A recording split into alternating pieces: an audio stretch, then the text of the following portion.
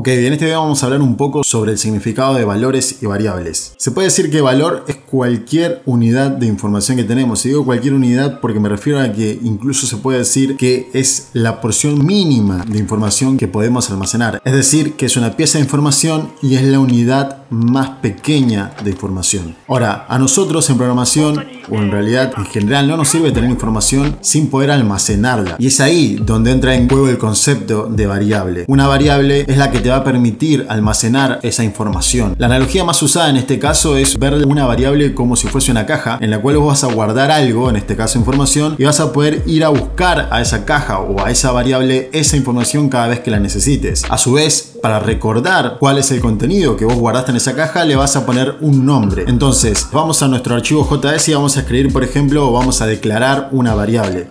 Vamos a declarar una variable que se llama caja 1. Y en esta, para seguir con el ejemplo, ¿no? Y en esta caja o en esta variable vamos a guardar el valor de mi nombre, Diego.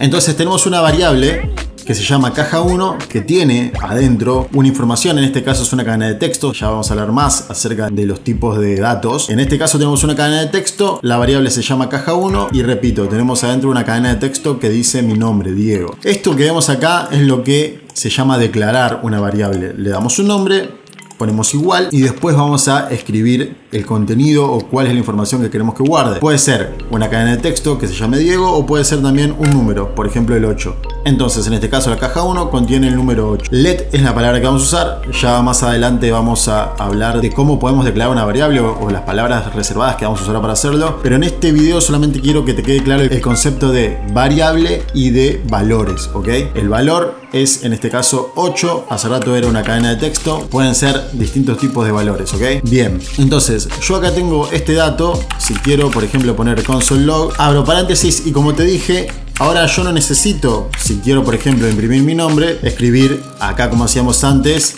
Diego. No es necesario porque, como te dije, la variable sirve como una caja que vas a ir a buscar cada vez que quieras usar la información que tiene adentro. Entonces vamos a poner caja 1. Vamos a ir al navegador, vamos a actualizar y como ves directamente me está imprimiendo el valor de la variable Diego. Si yo quiero acá, pongo este es un nuevo valor y cuando actualizo vas a ver que va a ponerme el nuevo valor. Entonces, como ves, no necesito escribir el contenido, sino que vas a ir a buscar la variable directamente. Esto obviamente sirve por si yo quiero repetir esto varias veces. Por ejemplo, vamos a ir al navegador, lo vamos a repetir. Tenemos todo eso. Si yo quiero que en un texto, por ejemplo, cada vez que aparezca este contenido cambie porque me equivoqué y era otro en vez de este, directamente cambia acá, nuevo valor.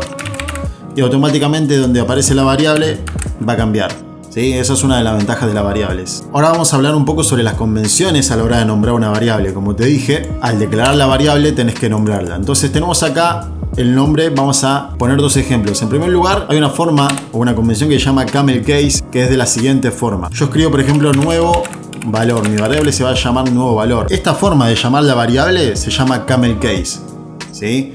Y se llama así porque se supone que tiene la forma de un camello, donde yo empiezo con la letra minúscula y a partir de ahí todas las palabras que siguen van a ir empezando con una mayúscula. Entonces este es el camel case. Hay otra forma de escribirlo que se llama snake case. ¿Cuál es? Es la siguiente. Yo pongo, en vez de escribir así, pongo nuevo, guión bajo, valor, guión bajo, de, guión bajo, variable, ponele.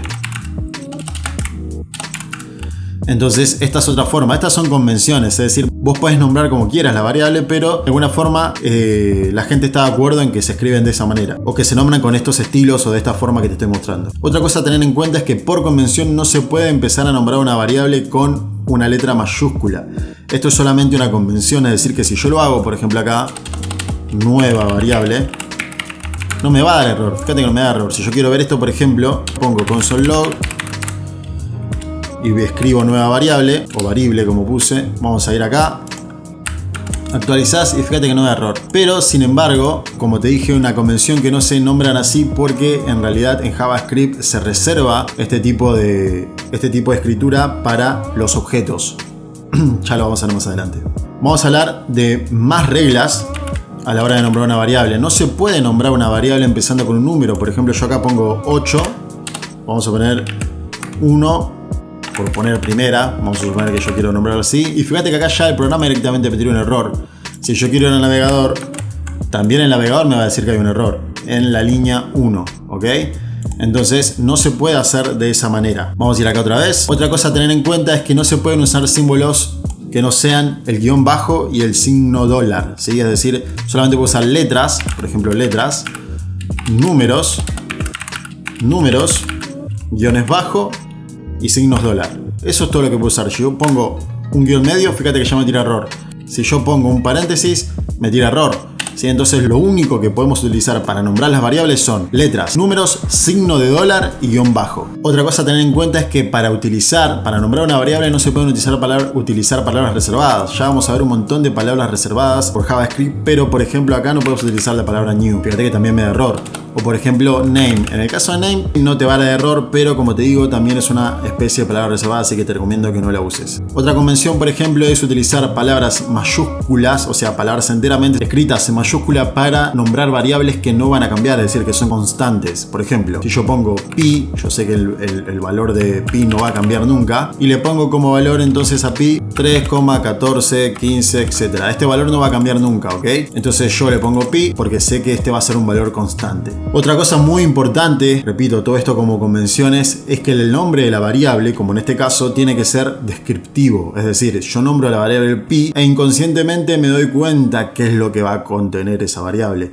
Si yo acá pongo, por ejemplo, número, puede contener cualquier número. En cambio, si yo pongo pi, yo sé que va a contener pi. Pero esto también, por ejemplo, va acá. Si yo pongo nombre y acá pongo Diego, acá puede ir cualquier nombre. Yo lo estoy nombrando nombre, puede ir mi nombre, puede ir tu nombre, puede ir el nombre de cualquiera. Entonces si yo quiero especificar o si yo quiero nombrar de manera correcta una variable, tengo que especificar o nombrarla dando información acerca de lo que está la variable. Obviamente no voy a poner este es mi nombre, acordate, ¿sí? Pero más o menos tengo que poner la mayor información al nombrarla para que tanto yo, si me olvido cómo la nombré, o cualquier programador que esté leyendo el código sepa más o menos de qué se trata. Es decir, no el contenido específicamente, sino qué tipo de contenido tiene esa variable. Entonces, recapitulando, los datos son información. En este caso, en JavaScript, el dato más pequeño, la porción más pequeña de información que podamos tener es considerada un dato. Y estos datos o esta información se va a alojar en variables. Entonces, las variables, como te dije, van a funcionar como cajas que guarden esta información y que te ayuden a saber dónde está alojada esa información a través de un nombre, que a su vez estas variables van a ser nombradas con un nombre que te va a ayudar a recordar qué información contiene. Y obviamente alojar esta información en una variable en general te va a ayudar a poder adquirir esa información que guardaste cada vez que la necesites. Sobre qué tipos de datos podemos guardar en una variable vamos a estar hablando en el video que viene. Espero que te haya gustado el video. Nos vemos.